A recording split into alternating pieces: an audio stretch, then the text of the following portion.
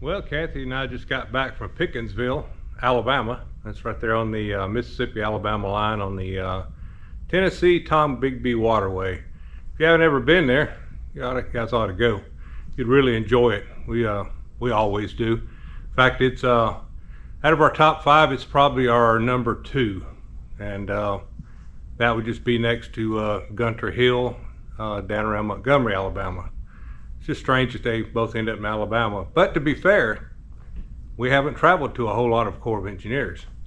We have been to some in Georgia and been to some in Arkansas and Missouri, but we still like it. It's still our number 2.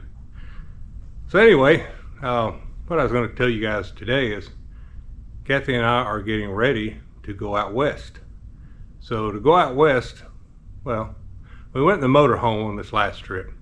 This time, we're going in the cargo.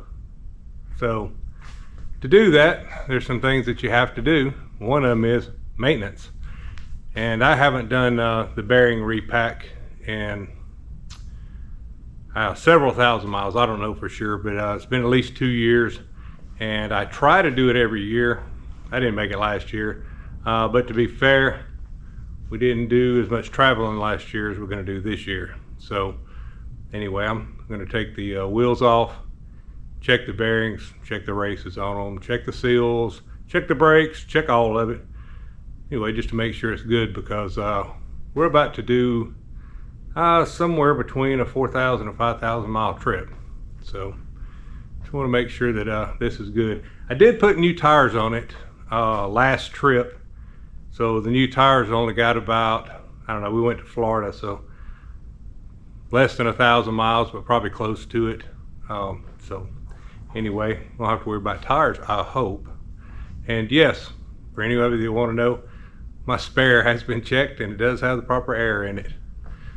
All right, so let me get this camera set up on a tripod, and I'm just gonna let you guys watch me do. I'm not gonna bore you with all 4 wheels, they're all the same. But I thought I would show you how I do one wheel. So let me get this set up on a tripod and bring you guys along, let you see how I do it. All right, so the first thing you got to do is jack it up. Now we just put it under the equalizer. Mine also have the tire pressure monitors on. If you don't have that, you ought to look into getting them, because they have saved me at least one time that I know of when a tire was going down. It let me know before it was too late. Anyway, just pry it off there. It's got a little shoulder on it. Just pry them off. Next thing you want to do is you want to take the key out of it. I think these are called cotter pins. I called them Carter pins one time. Got corrected on that.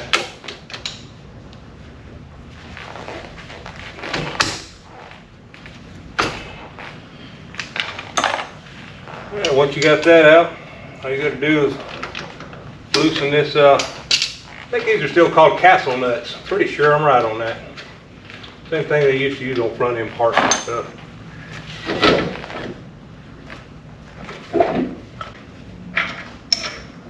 Well, there's your washer. That bearing just don't, it wants to stay in there. Okay, I don't see any discoloration like bluing or anything on there. That's what you're looking for. These are nice and clean, still really polished, chrome looking. The race in it still looks really good. I don't see any score or anything on it either. So don't see where it's been leaking out of the back either, and that's kind of what you're looking for to make sure the seal wasn't leaking. My brakes don't have any grease or anything on them. So that's all good news. This one looks good. Well, I went and got the right tool. This is a seal puller. That's what you need if you're going to pull the seals out of them. It just hangs under the lip and then uses the other side.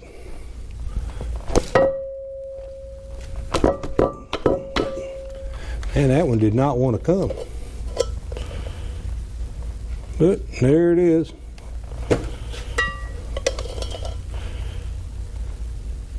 I had to grease my glove up more than I have to.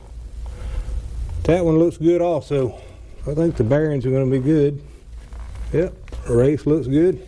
I think we're going to be good. We just need to repack them and put new seals in. So I'm going to take this seal over to the sink and clean it, and then see if I can get the numbers off of it.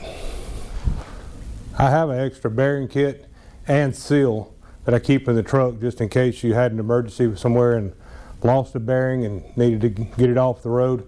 So I do know it's a Dexter, and I ordered it from them before. I just couldn't remember exactly what seal it was, but now that I have the seal, I can go order them. So that's what I'm going to do, and then when the seals come in, I will come back and finish recording this and show you guys how to pack the bearings and how to put it back on, how to set the tension on it. But anyway, for now, I'm going to find new seals. All right, I think where I left you guys the other day was I had to go get seals, and I did. Well, kind of. Anyway, I got brand new ones. Same numbers, same brand, just got a different date code stamped on them. But I got these from eTrailer. eTrailer is so easy to buy stuff from, and we are not affiliated with them, not sponsored by them. But I use eTrailer. They are just so easy. Their staff there, they know their stuff. All I had to do was call up and tell them I had Dexter axles, 5,200 pounds, and he asked me which seal did I need, and he actually gave me the number. I didn't give him the number, but I told him that was correct, and he even had me measure it just to make sure, even though it had the same number. So anyway, can't say enough about eTrailer, but if you need something, man, call them up. Super easy. They don't try to hurry you up off the phone. They don't try to pressure you into buying nothing. Just super good people to work with. Anyway, I got 4 of them. So let me get this turned around. I'm going to show you how I repack bearings. There's a couple of ways to do them. I'll show you both, but there's an easy way and a hard way. I like to do it the easy way, but if you don't have the tools, I'll show you how to do it what I call the hard way. Mechanics been doing it for years. I just use what's called an easy pack. You do it with a grease gun, but I'll show you how to do it from the palm of your hand. I don't know what they call that method. My dad used to just tell me that's how you pack bearings, and that's how I learned how to do it. But anyway, I'm going to show you both. So let me get this over here, and I'll be right with you. All right, so I've got brake parts cleaner. That's what we'll clean the drum up with. And then I use high temp grease. It's what you use in like front rotors where you have disc brakes that get hot. I just use that. It works fine. Now this is what they call an easy pack. It's real simple. Grease gun goes on the end of it. Got a little hole right here. I don't know if you can see it or not. But anyway, it pumps the grease out around the bearings, and you'll see here in a second. Well, in fact, put the tapered side down in it, and then you take this side here. Apparently I don't have that up high enough, so you just adjust the center bolt up in it high enough, and then spin that on. You want to make sure the bearing's centered up in it. Don't get it all what my dad used to call whomper jawed. I sure miss my dad. He was always full of good wisdom. Anyway, it looks like this once you got it in there, and you just put a grease gun on the end of it. So let me grab my grease gun. And some of you guys got fancy stuff. You got automatic grease guns. I have the hand-powered one, so I'll start pumping it in there.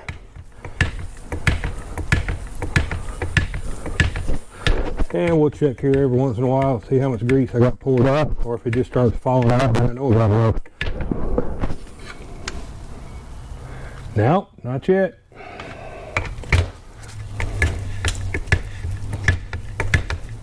Takes a good bit of grease to fill the cavity of it up before you ever start doing them. And each time you get done you know, clean this thing up real good. Get the old grease off of it and the grime, because it'll have contaminants in it, which will require you to have to use a little more grease on the first one.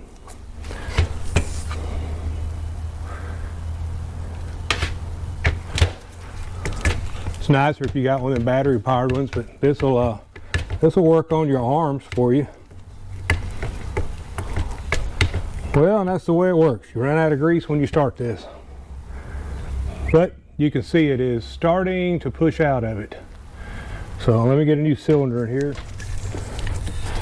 As I said, right before I ran out of grease, the old grease was starting to pump out of it. So we're at the point now where it'll start coming out pretty quick. You see, now it's nice grease coming nice back out of there. It's good and clean. Be good for a long time. All right, so that's how you repack a bearing the fast way. So once you got that done, you just screw the piece back off of it. That was nice and packed all the way through. So we'll be good to go on that one. I don't clean a lot of the grease off. I leave them pretty greased up because I want to use them to help grease the axle when I put them back in. All right. So what you're looking for here is to make sure you don't have any kind of bluing on those. Make sure you don't see any pitting, no debris. I'm putting debris on it with my hands, but I'm really just looking for pitting and make sure there's no discoloration.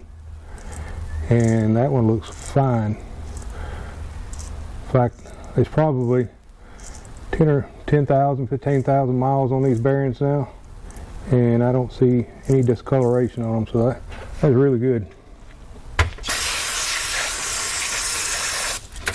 All right, we'll set that one to the side and let it dry.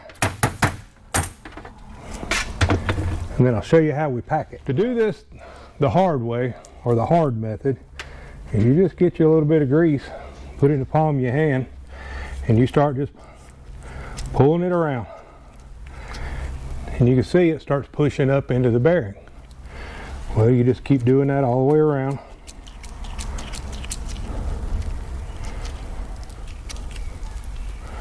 I don't care what you do, there's nothing clean about doing them any way you do them, so just pick you a method and do it. I like the other one just because it's a little quicker than doing this. But all you're doing is you're putting that outer edge against your glove and you're really just pushing that grease up into it is what you're doing. So I'll look at the top and kind of see where I don't have any yet.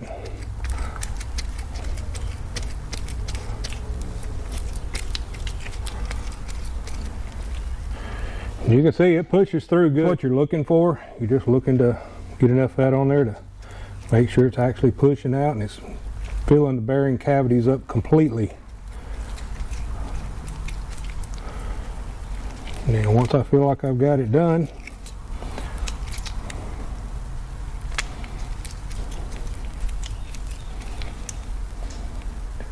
and I do, that one there looks really good. Now, I just go ahead and roll it around in my hand a little bit and gets it all greased up, and it lets the bearings roll in it just a little bit. Because if you don't roll it at all, you'll start that bearing out on a dry spot where it never got anything put up under it. So always roll it just a little bit. And again, I will leave that one right over there. I will wipe that other one, the back of it off and the inside of it off, I think, because it does have a little bit of bad grease on the back side still that I didn't get off, so I'll get that off before I stick it in. Anyway, that is the way that you do it, what I call the hard way. That's how you do it, the easy way and the hard way. So I prefer the easy way. It's not cheating. Some people say it's cheating.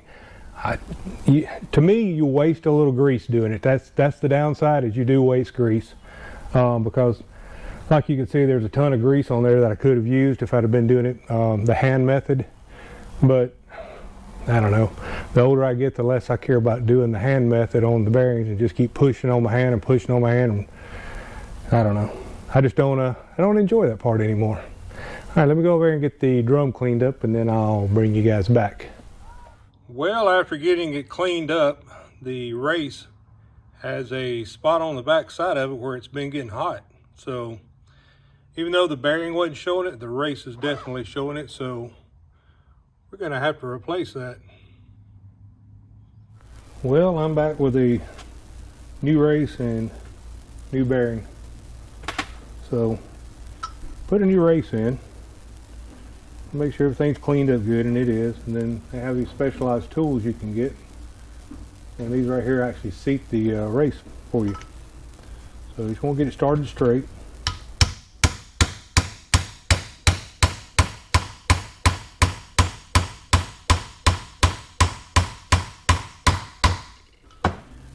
You run it down till you hear the tone change. Then run your fingernail around the bottom of it. Make sure it's seated good. Feels like it did, but I'm going to hit it one more time. Yep, sounds seated.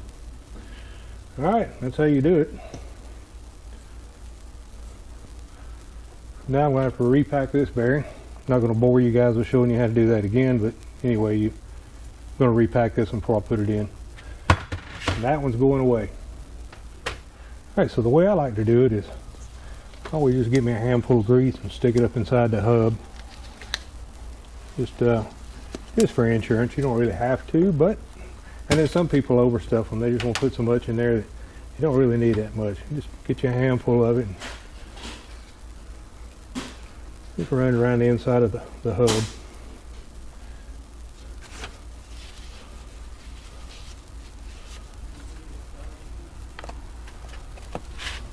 Then take your bearing, put your bearing back in.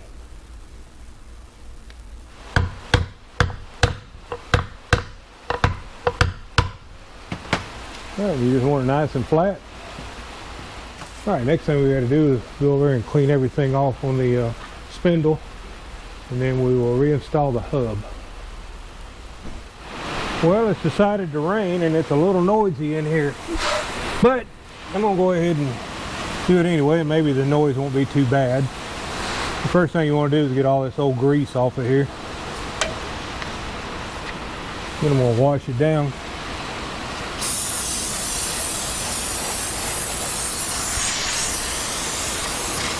I don't have any grease on the brakes, so that's great. That means my seals haven't been leaking. Alright, I also roughed mine up a little bit.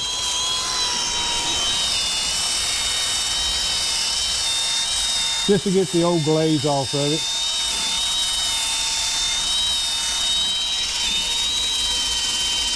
And this is just a scuffing pad that I'm using.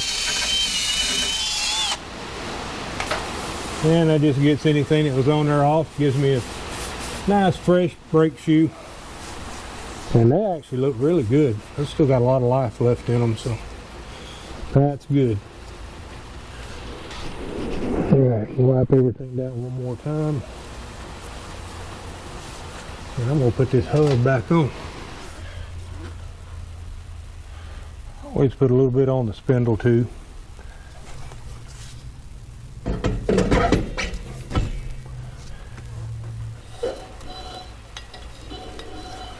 That bearing has to be just right to go on there. It's a nice snug fit, nothing loose about that. Well, once you get that up there, take your washer, wipe it off.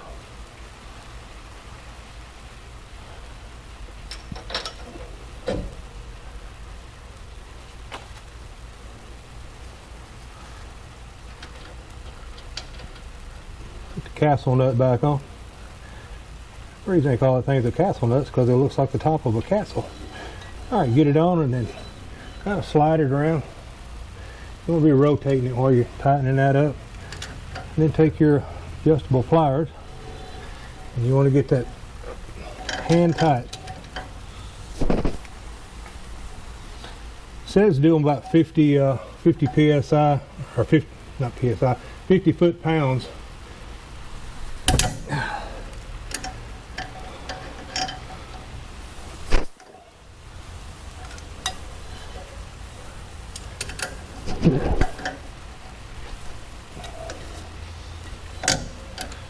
Once you've done the preset on, you loosen it back up, bring it back up till it's tight.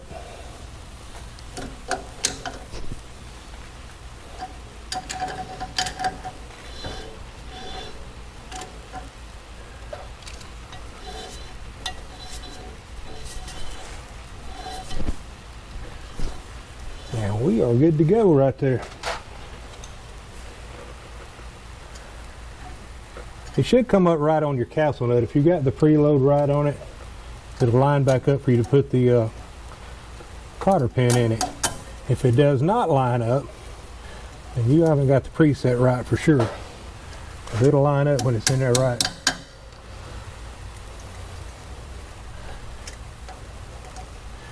And I always take those and I just bend them back.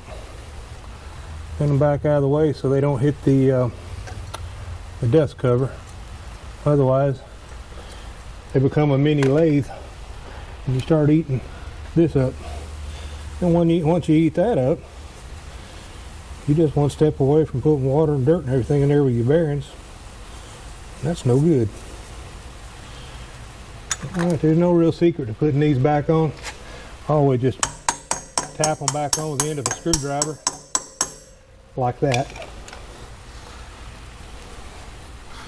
Then what I do is I take the grease. Well, then what I do is I take the grease gun, get on the end of it, and I'll give it a few squirts just to make sure there's some in there. It puts it back in the where the feeder tube goes through, and that's how you do it. In this case, I had to change a race and a bearing because I had one that looked like it had got hot at one time. Even though the bearing didn't show any scoring or discoloration, the race did. So anyway, I went ahead and changed it out and put a new seal on it, repacked everything, scuffed up the shoes on it and the drum, just to get the glaze off and any rust and that kind of stuff that might have been in there. Just gives it a good solid surface to adjust it back to have good brakes. You don't have to do it, I just do it. All right, I hope this helped someone out that's not sure how to do this. Just be careful as you go, take your time. This is not a marathon. You want to make sure you're taking your time and you're cleaning everything, because impurities is what's ultimately going to chew the bearings and races up and cause you to have some kind of catastrophic failure. So just take your time. It takes me about an hour a wheel because I just don't get in a hurry. I clean them really good. I let it dry. If I have to use water on it, like I wash them out in the shop sink, then I'll take an air compressor, blow everything out, give it time to dry real good, and then I clean it with brake parts cleaner again, let it dry, clean it up real good, and then I start back. Now that's maybe overkill, it's just me. I just like to make sure it's clean, that way I know I'm going to get a lot of good service and mileage out of it. Alright, I hope you guys have enjoyed this. If you made it this far through, thanks for watching. If you made it this far through, I don't know, maybe you're subscribed and maybe you're not. If you're not, consider subscribing. It helps me out. Give me the thumbs up, hit the like button. I did that last part without gloves on, and I made this whole thing with gloves on. Now I gotta go clean my hands. Alright, anyway, we'll see you guys later. Bye now.